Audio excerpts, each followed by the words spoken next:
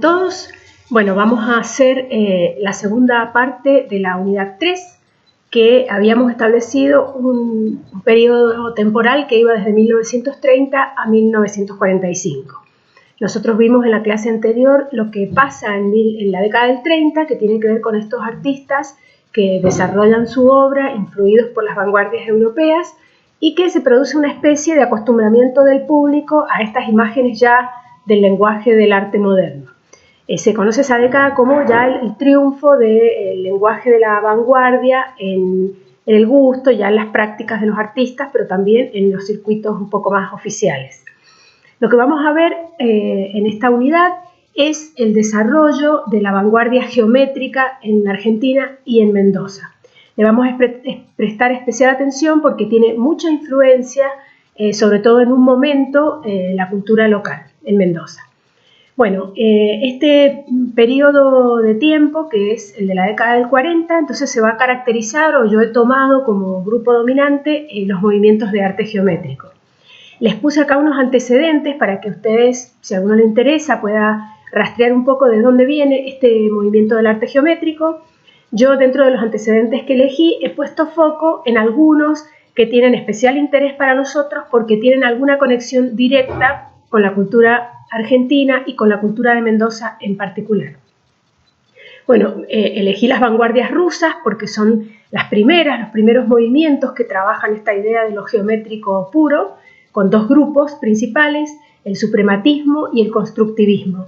Estos grupos se interrelacionan, los artistas van de un lado al otro, así es que es medio difícil de establecer, yo se los pongo para que puedan buscar, si no, no van a encontrar una punta de búsqueda.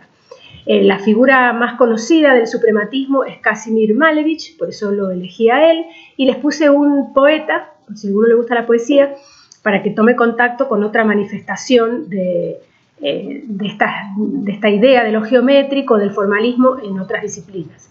Y después, dentro del constructivismo, elegí a Vladimir Tatrin porque es escultor, entonces así vemos otra práctica, otra disciplina, y Eisenstein porque ustedes lo conocen, es del campo del cine. El otro grupo de antecedente del movimiento de arte geométrico lo ubicamos en Europa y yo elegí el neoplasticismo, que es holandés, porque la figura más conocida de ese grupo es Mondrian, entonces así ustedes también pueden tener una relación con algo más familiar. La Bauhaus, que es la escuela alemana, porque nosotros vamos a ver de Mendoza una figura como Colette Bocara que estudió en la Bauhaus, entonces me parecía importante hacer foco allí. Después el grupo Abstracción Creación de París, que queda de alguna manera integrado, interactúa todo el tiempo con todos estos artistas que antes mencionamos, porque, por ejemplo, Mondrian tiene relación con el grupo Abstracción Creación, Van Tongerlo y Van Doesburg, que eran artistas también colegas de Mondrian. Pero es otro grupo que se forma en Francia, y ahí yo elegí al artista Pevsner, que es un artista ruso que termina ahí, porque él fue maestro de José Carrieri, maestro directo, ¿no? Carrieri estudió con él en Europa y es un escultor mendocino que después se traslada a vivir a San Juan y tiene una fuerte impronta en la Facultad de Artes de la Universidad de San Juan. Entonces nos interesa reconocer a Pevsner, que fue el maestro de José Carrieri. Y después les he puesto la escuela de Ulm, que es una escuela alemana que se reabre después del cierre de la Bauhaus por los nazis, cuyo líder es Max Bill, y lo elegí también a Max Bill porque él tiene una relación muy fuerte con un artista argentino que se llama Tomás Maldonado, que trabajó también en la escuela de Ulm, y Tomás Maldonado a su vez tiene una relación muy fuerte con César Llanello, que es una figura que también tiene mucha incidencia en la cultura local, en Mendoza específicamente. Entonces he tratado de hacer una selección que de alguna manera nos permita linkear fenómenos cercanos, ¿no? Por eso elegí estos artistas. Bueno, yo les he puesto en las diapositivas unas generalidades sobre el movimiento de arte geométrico. La verdad es que es un movimiento artístico formalista, podría decirse, muy fuerte del siglo XX y que tiene una expansión internacional también muy fuerte, tiene una presencia en el arte contemporáneo todavía también importante. Y además, a mí me interesa especialmente, pero además yo creo que son las personas que pensaron el aspecto visual del mundo en el que nosotros vivimos. La geometría se adueñó del mundo en el siglo XX, desde la dinámica de los edificios, los trazados urbanos, el diseño de muebles, de automóviles. Apareció un lenguaje formal que de alguna manera se adueñó de casi todos los aspectos de nuestra vida cotidiana. Entonces creo que el movimiento de arte geométrico hay que pensarlo como una manera de mirar las cosas y como una manera de organizar las cosas, y no como un significado específico en una obra específica. Bueno, es una secuela del cubismo, yo se los puse porque el origen del movimiento de arte geométrico tiene que ver con el proceso de deconstrucción de la perspectiva del único punto de vista que habían planteado los cubistas, ¿no? El ejercicio del cubismo era: tomamos un objeto, una naturaleza muerta, porque no nos interesa el tema, sino la forma en la que lo vamos a representar, y lo que vamos a hacer es desarmar la perspectiva de un único punto de vista para explotar el objeto en el cuadro a partir de la visión de muchos de sus puntos de vista. Eso se llama multiperspectiva, y la consecuencia visual de esa forma es que nos encontramos con una imagen difícilmente reconocible y a veces ya bastante disociada del objeto que le dio origen. Tanto así que llegan a ser imágenes abstractas, que no nos permiten establecer una relación con el objeto que le dio origen. El arte geométrico va a generar una decisión en relación con esto, porque van a plantear una presentación o representación formal, ahora vamos a corregir esa palabra, cuyo origen es la geometría misma. No hay un objeto real que sufra un proceso de abstracción, sino que se llama no figuración. ¿Por qué? Porque las imágenes son una creación a partir de formas geométricas, directamente. Son imágenes nuevas, que no representan, sino presentan, muestran, aparecen, son concretas. ¿Por qué son concretas? Porque no generan ninguna ilusión, no nos hacen creer que estamos viendo algo tridimensional, ni que estamos viendo algo lejano, sino que lo que estamos viendo es lo que hay sobre la superficie de la tela. Esta idea de la presentación y del arte como un sistema en el que aparecen formas que no tienen ninguna relación con la realidad, es como el nudo central de las vanguardias geométricas, sobre todo de las que se desarrollan en Argentina.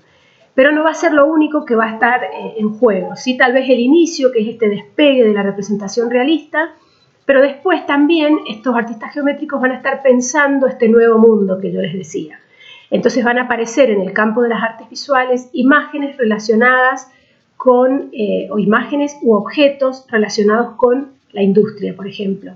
Los colores, las pinturas que van a usar después van a ser o pinturas de autos o pinturas así especiales que provienen del mundo de la industria, porque es uno de los aspectos que va a resaltar el arte geométrico. Lo vamos a ir viendo a medida que vayamos viendo a los artistas. Y un concepto que me interesa que tengan presente, y es que el movimiento de arte geométrico establece una relación entre el arte, la arquitectura, el diseño y las artesanías o las artes aplicadas. Quiere decir que nosotros vamos a ver el concepto de lo geométrico en el diseño del edificio, en la obra que está colgada, en la silla que habita el edificio, en el diseño de la alfombra. Va a aparecer esta idea de arte total regido por la geometría. Bueno, es un tema larguísimo, interesantísimo, podríamos estar casi todo el año estudiando el movimiento de arte geométrico. Lo vamos a ver porque es muy importante en Argentina, y en América Latina hay otros dos focos que son muy importantes, que son Brasil y Venezuela. Entonces no podemos dejar de prestarle especial atención, y porque además tiene una fuerte influencia en la cultura mendocina de la década del 50, 60. Hay una gran presencia de este grupo, de los grupos de artistas que se relacionan con estos fenómenos, que va a ser muy definitorio en la construcción de la cultura local. Bueno, yo les he puesto algunas imágenes para que ustedes vean. Les puse de Malevich, que es el más radical de los artistas geométricos. Les he puesto dos obras bien radicales, todas las de él son radicales. Los artistas rusos estaban ligados a la Revolución Rusa, y lo que ellos hacen es pensar un arte que hable del mundo nuevo. Había que desvincularse de todas las cosas que habían pasado en la historia del arte, porque tenían que inventar un lenguaje que se consustanciara con este mundo nuevo que venía, y estas imágenes geométricas les servían a ellos para pensar este mundo nuevo. Les he puesto acá dos obras. La de la derecha es el famoso cuadrado blanco sobre fondo blanco, que es una obra tremendamente radical y que después va a tener una relación con muchas otras cosas que pasan en el movimiento de arte conceptual de la década del 70 o en el minimal art. Así es que es simpático pensar que una pintura se pueda llamar cuadrado blanco sobre fondo blanco. Ya es como una actitud muy crítica sobre la pintura tradicional, muy extrema, ¿no? Mucho más que el cubismo, si lo pensamos. Bueno, acá les elegí a Vladimir Tatlin, porque además que es un escultor.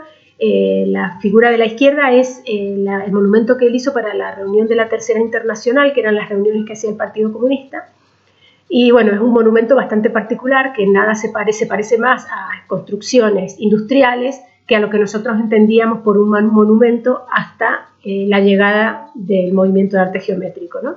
Es casi la podemos asociar a la Torre Eiffel, que es un objeto construido para una feria industrial. Después se ha producido un proceso de estetización. Nosotros vemos bellos esos objetos, pero tienen que ver con el movimiento de arte geométrico y la instalación de este nuevo lenguaje que tiene una afiliación con la industria.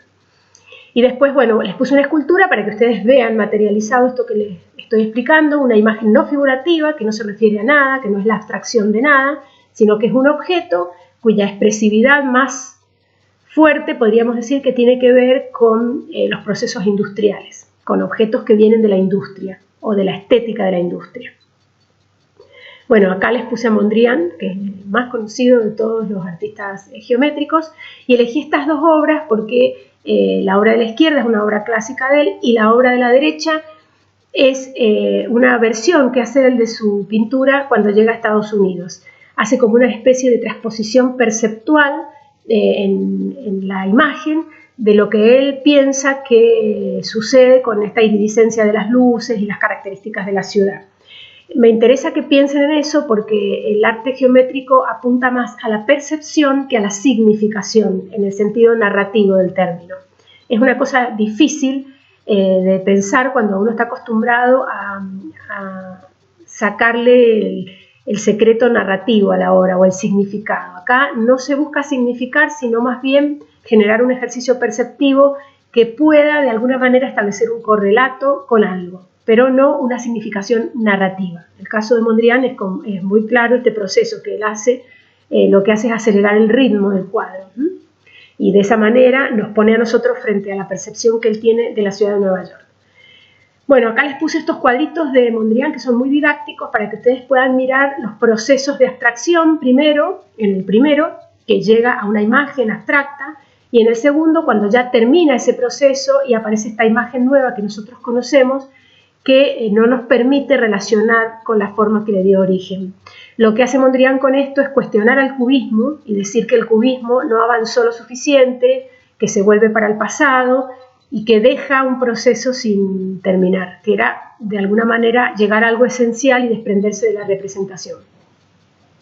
Bueno, les puse la Bauhaus, el edificio de la Bauhaus y unos fotogramas del ballet, también para que vean este traspaso del concepto de lo geométrico en la arquitectura, en el ballet, en el vestuario del ballet, en el caso de Schlemmer. Mírenlos, son maravillosos y también son no solamente los trajes, sino los ballets están organizados a partir de la geometría. Entonces uno como espectador se ve frente a algo cuya percepción está orientada hacia la forma y hacia la belleza de esa forma. No es como el Lago de los Cisnes que cuenta una historia, sino que es un ballet que nos propone una organización formal, un ritmo y la belleza que eso en sí mismo puede producir en la percepción del espectador.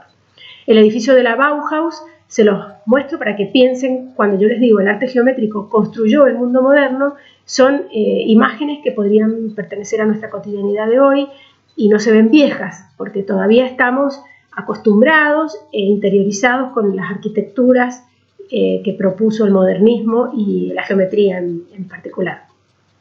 Acá les puse una imagen de las tareas que se hacían dentro de la Bauhaus, como son las artes aplicadas y el diseño. En ambos casos una relación muy fuerte con figuras de acá de Mendoza, como es Colette Bocara, que ahora la vamos a ver, que ya estudió en la Bauhaus y fundó una empresa de diseño cerámico y de cerámica acá en Mendoza. Y el diseño es importantísimo porque Mendoza tiene la primera carrera de diseño industrial de América Latina. Se crea a partir de la influencia que tienen estos movimientos europeos a través de la figura de César Llanello, y ese hecho es fundacional. El diseño industrial es un concepto también derivado del arte geométrico y derivado del mundo moderno. Es para estudiar aparte todo eso porque es como un mundo propio que tiene que ver con nuevas definiciones sobre la belleza. La belleza está en la forma, la belleza está en la funcionalidad y no en los aspectos decorativos ni en los lujos. Una de las consignas de estos grupos es el famoso menos es más. Les puse esa silla porque seguramente la han visto, es un diseño clásico de la Bauhaus. Bueno, acá también las imágenes de Pevsner para que después ustedes puedan entablar rápidamente la relación que tiene con la obra de José Carrieri. Esta es escultura de origen geométrico no representativo, sino presentativo. No representa nada, no alude a nada. Y Max Bill, que es el último que les conté, que establece un nexo muy fuerte entre arte y diseño. Lo que hacen ellos es tratar de borrar ese borde entre arte y diseño, a partir del desplazamiento de conceptos y de formas que pueden estar tanto en una pintura como en un objeto, que es quien tiene relación con Maldonado, ¿no? Bueno, acá están las vanguardias geométricas argentinas de la década del 40, yo les puse 4, el movimiento de arte concreto e invención, donde hay 3 artistas que les he mencionado, el grupo Madí con otros 3 artistas, el perceptismo con un artista que es el más clave, y después el movimiento de arte cinético que es posterior, bastante posterior, pero como tenemos este problema de la línea de tiempo, lo vamos a ir saltando, cuya figura central todos conocemos porque es Julio Leparc. Estos artistas, que son los que vamos a ir viendo, toman algunas características de forma central en su trabajo, como es, bueno, una corriente de pintura, escultura y objetos relacionados con la geometría. No hay abstracción, acuérdense, sino que hay imágenes construidas desde la geometría, presentación, no representación.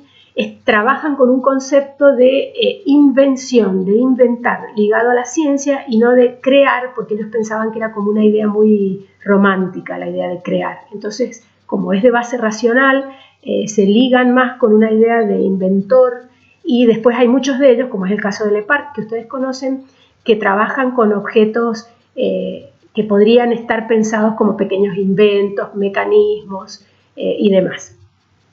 Bueno, la idea de percepción, que ya les dije, no significación, no quiere decir nada, sino que nosotros estamos percibiendo un fenómeno, y aparecen algunas características propias de estas obras de arte que me interesa que piensen, porque pueden ser transferidas al campo del cine, que son, bueno, una es el marco recortado, desaparece el marco rectangular en la pintura, porque la idea es romper con la idea de que la pintura es una ventana en la que se mira una ilusión. Ya les voy a mostrar lo que es un marco recortado, el marco es parte de la obra. Después aparece la irrupción muy fuerte de materiales extraartísticos provenientes de la industria, como los aceros inoxidables, las luces de neón, los acrílicos. La impersonalidad también es una característica de estos artistas. ¿Qué es la impersonalidad? Quiere decir que no hay rastro de la gestualidad, lo contrario a Van Gogh, digamos. No hay un rastro de la gestualidad en la obra, sino que la obra parece realizada a través de un proceso industrial. Y aparecen también estos objetos ambiguos que vamos a ver, que no sabemos si son juegos, si son instalaciones, si son pinturas, si son esculturas, que después vamos a estudiar del arte contemporáneo como objetos fronterizos. Bueno, yo les he puesto estos artistas en el orden en el que están en las diapositivas para que ustedes los vayan mirando. Este es Alfredo Lito, los miran, curiosean si les gusta. Bueno, acá vemos estas imágenes de origen geométrico, como les conté. Les puse Ennio Iommi, que es un escultor importante también de la historia del arte argentino, donde vemos estas figuras que no significan nada, que tienen esta idea de el material industrial otra vez. Esta línea en el espacio, en la escultura de la derecha, que genera como una especie de borde entre el dibujo y la escultura, ¿no? Cuestionando la materialidad tradicional de la escultura. Tomás Maldonado, que es una figura muy importante a nivel internacional, trabajó con Max Bill en la Escuela de Ulm a nivel nacional y muy influyente en Mendoza, porque él desarrolla junto con César Llanello toda la gráfica de una feria que se hizo acá en Mendoza, una feria industrial del año 53 que se llama Feria de América, que pueden investigarla, es muy interesante. Maldonado junto con César Llanello desarrolla la gráfica y tiene una influencia muy fuerte en el diseño en Mendoza en ese periodo, que se va a ver reflejado también en la creación de la Escuela de Diseño, por ejemplo, que ya les conté. Bueno, este es Gyula Kosice, muy importante, muy conocido, este artista argentino. Les puse estas imágenes. Él empieza haciendo geometría con el grupo Madí y después se vuelca mucho a estos objetos que tienen un aspecto muy cercano a objetos de origen industrial, por los materiales, usa las luces de neón, los acrílicos, y después desarrolla algunas ideas muy interesantes como son las hidroesculturas, que son esculturas que tienen agua, mecanismos para moverse, cercanos a lo que pasa con la obra de Le Parc. Después tiene objetos que tienen una interrelación física con el espectador. Ya no es el espectador el que interpreta y completa la obra, sino que es el espectador el que activa la obra con sensores de sonido. Entonces uno pasa por al lado y hace un ruidito y la obra se enciende. Bueno, es un mundo Kosice para descubrir. Si alguno lo elige va a verlo, eso. Y acá en la izquierda hay una foto de una obra de él que se llama Ciudad Hidroespacial, que es una cosa hermosa. Y lo que vemos ahí son esculturas colgando del techo, también desaparece la idea de la escultura apoyada en la base, y el espacio es parte de la obra. Eso ya es cercano a lo que nosotros conocemos hoy como una instalación. Todo esto tiene que ver con procesos de entender al arte como algo cercano a lo científico, a lo industrial, y que tuviera un aspecto que se lo pudiera relacionar más con el futuro que con todos los romanticismos y los asuntos ligados al arte anterior. Carmelo Ardenquín, acá elegí estas obras porque se ve claramente este concepto del marco recortado que yo les mencioné, que es destruir el marco, el cuadradito o el rectangulito del marco, para dejar de pensar la obra como si fuera una ventana en la que uno va a ver una ilusión. Estas imágenes, entonces, el fondo, digamos, de estas obras es directamente la pared. Es la obra sobre la pared. Bueno, acá está Rothfuss, otro de los artistas de los grupos que puse antes, también donde se ve el marco recortado. Raúl Loza, que es tal vez el más minimalista de todos, a mí me encanta, es muy interesante, muy radical, tanto así que tiene un grupo en el que está él solo. Bueno, acá yo les puse unas imágenes. Después él termina colocando estos pequeños objetos de color sobre la pared. Desaparece el fondo y empieza a hacer como unos ejercicios perceptuales sobre la pared. Muy, muy cercano a lo que después se conoce como minimal art en la década del 60. Es como muy adelantado en eso porque es un artista radical en sus posiciones, en relación con la geometría, con lo mínimo, con el trabajo. Trabaja mucho la relación de los colores de esas partes. En el de la izquierda se ve el proceso con el cual termina diseñando esos pequeños objetos. Pero son imágenes muy minimalistas, interesantes para mí, que me gustan. Bueno, y les puse para terminar el grupo de artistas argentinos a Julio Le Parc. Julio Le Parc es peor que Kosice, ha vivido muchos años, ha trabajado mucho, así que tiene 1000 series. Tendría que hacer 2 clases para que pudiéramos estudiar solo a Le Parc. Yo les puse acá una obra de las más viejas de él a la izquierda y una de las más nuevas, en donde vemos la relación, porque lo que hace él es retomar el principio de la primera, que era una serie de colores que establecía como una serie de colores fijos sobre los que genera variaciones, como una especie de método científico, como si fuera una investigación científica. Y en estas nuevas retoma eso y establece otro tipo de procesos. Esas obras de puntitos que ustedes ven a la derecha, también ha hecho él ensayos de realidad virtual con su hijo, entonces uno se mete adentro de esas obras de puntitos y las transita. La tecnología, la industria, todo eso forma parte de la obra de estos artistas porque siempre están pensando en un tiempo que va hacia el futuro y que el arte debe dar testimonio de todos esos asuntos. Bueno, acá les puse la esfera del Le Parc para que ya entonces nosotros cuando vayamos al Le Parc y veamos la esfera la tengamos ubicada en el espacio, en el tiempo, en el movimiento, en qué significa. Son acrílicos industriales, ya son diseños prácticamente, que el artista no es que corta los acrílicos, sino genera el diseño y a través de un proceso de fabricación la obra se resuelve, se monta. Es una obra cinética porque se mueve, que tiene también el tema de la luz y del reflejo, un tema casi impresionista en un objeto que no tiene nada que ver con el siglo XIX, Entonces nosotros estamos frente a un objeto interactivo con el espacio, con el viento, con el brillo, con el ingreso de la luz del edificio. Y a la derecha les puse otra obra que es similar a esa, pero que se activa cuando el espectador la transita, que es lo que se llaman penetrables. Les he puesto esto nada más que para que abran la cabeza y piensen cuando vean un cuadro geométrico que no es ahí esto que significa, sino que es una manera de pensar el arte que abrió todo un aspecto relacionado con las formas de hacer, de montar, de mostrar, de interactuar con el espectador, de interactuar con el edificio arquitectónico, con el espacio urbano. Es toda una problemática concentrada en la forma del objeto y en los aspectos perceptuales del objeto, no en el significado narrativo ni en la representación de una historia. Eso es lo que me interesa que le presten especial atención.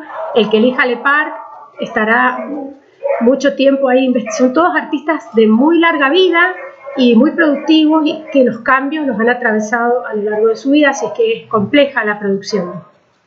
Bueno, y acá vamos a hacer nos vamos a detener un momentito a ver la vanguardia geométrica en Mendoza, que yo les comenté que tiene tal vez un poquito a destiempo, pero tiene un impacto muy fuerte en la cultura local, desde la creación de la Escuela de Diseño, por un lado, vamos a establecer ordenadamente, la creación de la Escuela de Diseño, por un lado, que es la primera, que es pionera, y que tiene que ver con una especie de entrecruzamiento entre aspectos del arte, las artes aplicadas, y la industria, la ingeniería y la tecnología. Eso es el diseño industrial. En Mendoza aparece tempranamente la Escuela de Diseño en relación con otros lugares del mundo. Otro fenómeno que aparece en la Facultad de Artes nuestra también en este periodo y de alguna manera influenciados por estos modelos europeos que llegan además muy transformados y bastante adaptados a cuestiones locales. La Escuela de Artes son dos aspectos fundamentales, dos cátedras mejor. Una es la Cátedra de Artes Aplicadas, que era una novedad en la Facultad de Artes, que de hecho desapareció después, porque esta idea romántica del arte puro está como muy en conflicto con este concepto. Pero la idea de la Cátedra de Artes Aplicadas, que la crea Luis Quesada, además era un fenómeno muy particular porque era una cátedra que estaba interrelacionada con la carrera de diseño y con la Facultad de Arquitectura, y en esa cátedra cursaban alumnos de la Facultad de Arquitectura, de Artes y de Diseño en forma conjunta. Eso es una cosa sumamente avanzada que después lamentablemente desapareció, pero que hay toda una generación en Mendoza marcada por esa experiencia, que fueron unos años en los que ese fenómeno se dio. Esto también tiene que ver con la idea esta de la Bauhaus, de la integración de la arquitectura, el diseño, las artes y las artes aplicadas. Y el otro fenómeno es que aparece el profesor Giudici, que daba historia del arte, un personaje tremendamente cuestionado desde el punto de vista político. Yo no me voy a meter en ese tema, pero sí él lo que hace es dar por primera vez en la Facultad de Arte la cátedra de Historia del Arte desde una teoría nueva, que es la teoría de la visualidad pura. La teoría de la visualidad pura está apoyada en el pensamiento del arte geométrico, en la atención puesta en la forma de la obra y en la percepción de esa forma, en los estudios sobre la percepción. Entonces es como un abordaje de la obra de arte despolitizado y por fuera de los aspectos narrativos de la obra. Podríamos discutir, por supuesto, un año entero sobre esto. Es un momento histórico, se lo estoy planteando como un momento histórico, no les estoy planteando que esa sea la verdad, pero sí es una novedad que se da solamente en Mendoza, y en La Plata hay un profesor que se llama Cartier que también establece esta forma de abordar el arte, y aparece conjuntamente con esto unas cátedras que son las que todavía hoy existen en la Facultad de Artes, pero que ya no tienen ese formato, que son visión. La visión es el aspecto puramente formal y organizacional de la obra de arte. Eso muestra, es la parte que más nos interesa a nosotros porque tiene que ver con la historia de la cultura, la fuerte penetración que tuvo en Mendoza este movimiento. Entonces yo les he puesto acá las relaciones con la Bauhaus y la Escuela de Ulm, que son la integración de arte, diseño y arquitectura. Elegí a César Llanello y a Colette Bocara, que eran un matrimonio en ese momento, que son dos figuras que fueron muy influyentes en esa época acá en Mendoza, y desde el concepto de artes aplicadas y artesanías a Luis Quesada, porque bueno, él es como la figura en relación con esos temas. Las relaciones con la vanguardia rusa, ya les mencioné a José Carrieri, que había sido alumno de Pevsner. Vamos a ver cómo se materializa en la obra, pero en realidad él es más importante que por su obra, que por supuesto lo es, por su labor docente, tanto en Mendoza como en San Juan, lo mismo que Luis Quesada, que también fue profesor en la Universidad de San Juan, y tenían en las cátedras estas cátedras integradas y estas cátedras de ejercicios visuales que estaban muy ligados a la teoría de la visualidad pura, a la teoría de la percepción y a todos los conceptos que el arte geométrico establece en relación a la idea de arte. Después, bueno, el profesor Giudici, que ya se los nombré, que él es un artista geométrico y además es este profesor de Historia del Arte que instala en Mendoza la teoría de la visualidad pura. Tremendo personaje, si preguntan por ahí.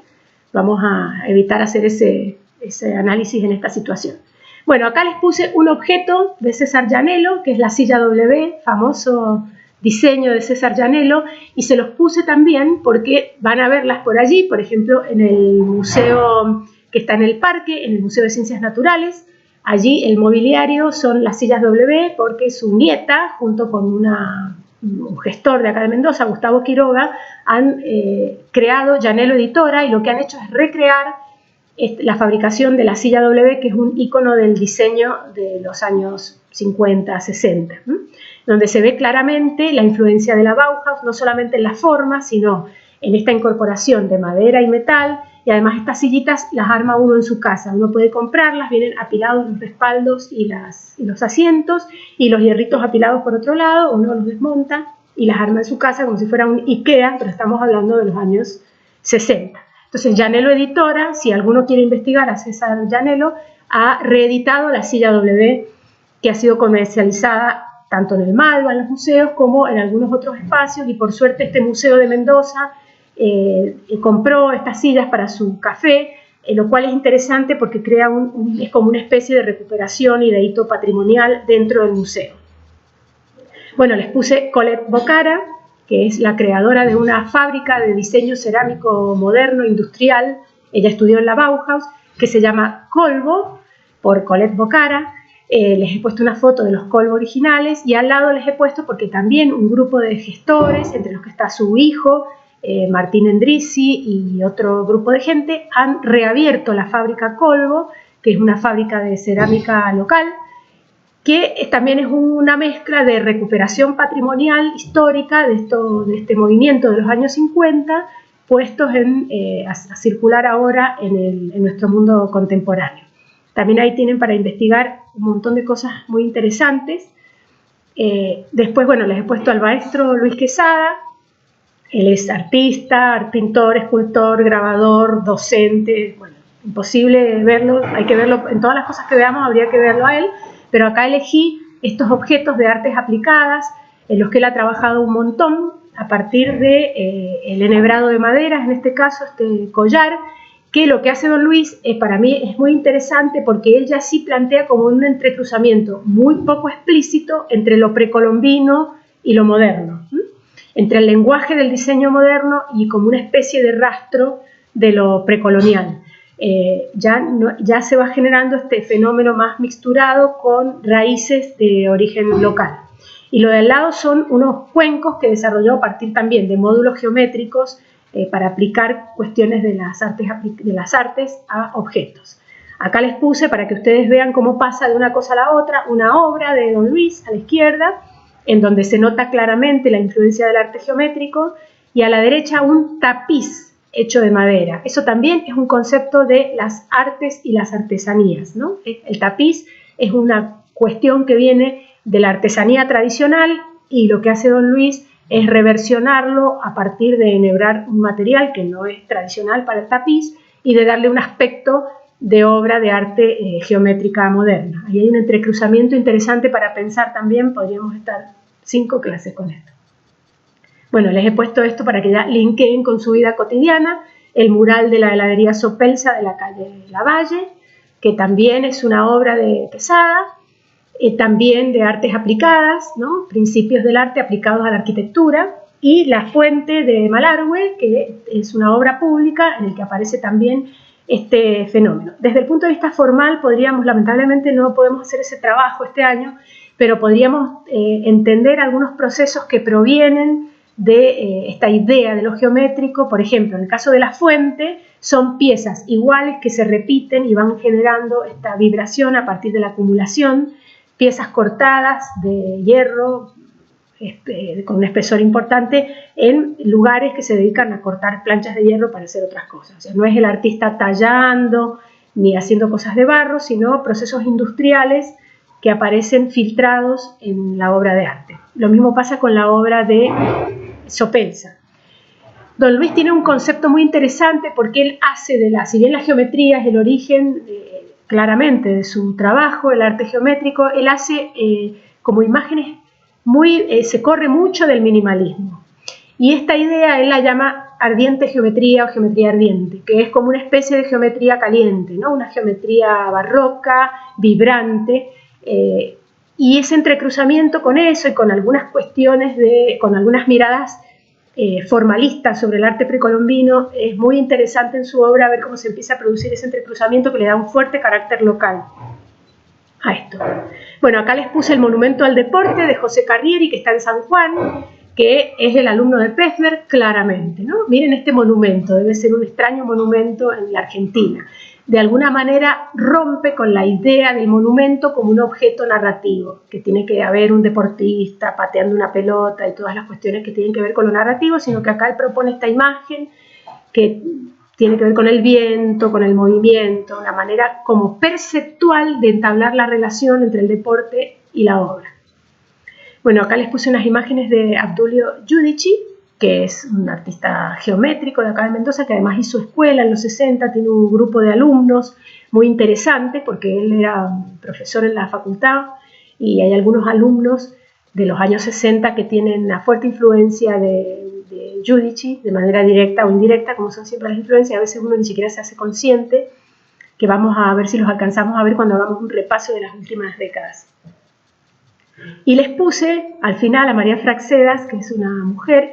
María Fraxedas hace en Mendoza una muestra con Abdulio Giudici de arte geométrico, la primera muestra de arte geométrico que se hace en Mendoza, y después ella se va a vivir a Europa, estudió en la escuela de Ulm, fue alumna de Tomás Maldonado en la escuela de Ulm, y en un momento de su vida se cansa de la geometría y empieza a hacer una pintura expresionista de fuerte influencia del arte expresionista alemán de posguerra.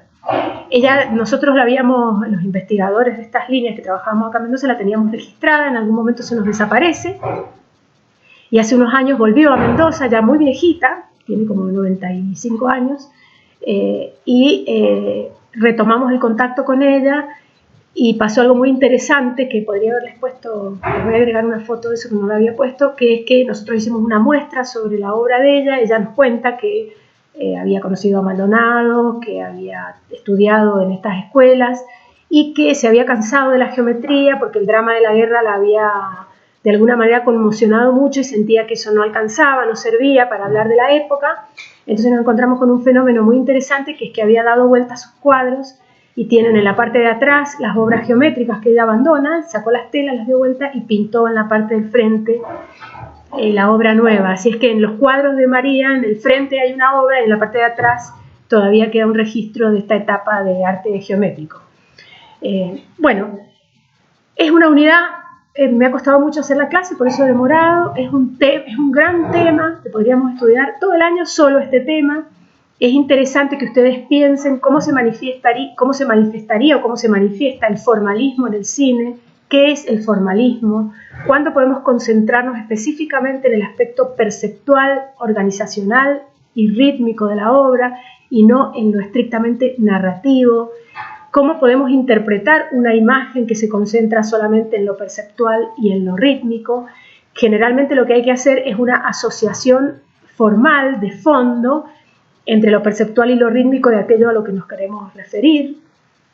Entonces es una manera de, no solamente una manera de hacer arte, sino una manera de pensar la forma. Así es que los voy a desafiar a que se queden pensando en eso y nos vemos la próxima clase.